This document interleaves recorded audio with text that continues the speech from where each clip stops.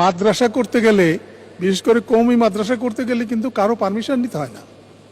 আপনি আজকে মনে করলেন যে আজকে একটা কওমি মাদ্রাসা খুলবেন, বা সেখানেই কওমি মাদ্রাসা হয়ে গেল। আর একটা স্কুল, প্রাইমারি স্কুল বা অন্য কোনো শিক্ষা প্রতিষ্ঠান যদি আপনি খুলতে যান, পারমিশনের পরে পারমিশন লেগেই থাকে। আর তাছাড়া এই ওমিক্রনের এটা যত বড় উদাহরণ আমাদের হয়েছে, সেই উদাহরণগুলো আমাদেরকে কিন্তু কগনিজেন্সে নিতে হবে। কারণ একটা মাদ্রাসায় আপনার কি হয়, আপনি শুনে আশ্চর্য হবেন, 4:30টার সময় এই ক্লাসের 1 ক্লাস 2 যে যারা পড়ে 4:30টার সময় তাদের ঘুম থেকে উঠে, তারপরে 4:30 থেকে আরম্ভ করে আপনার সকাল 9টা পর্যন্ত তারা পড়াশোনা করে। কি পড়াশোনা করে আমি জানি না।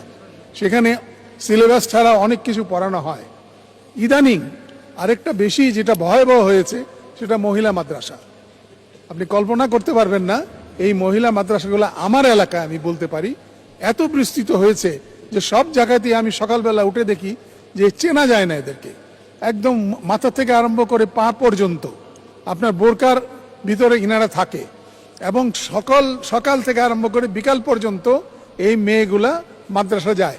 সেখানে আমার মনে হয় না যে গৃহস্থ বিজ্ঞান শেখায় কিংবা কিভাবে সংসার করতে হবে সেটা শেখায়, অন্য কিছু শেখায়।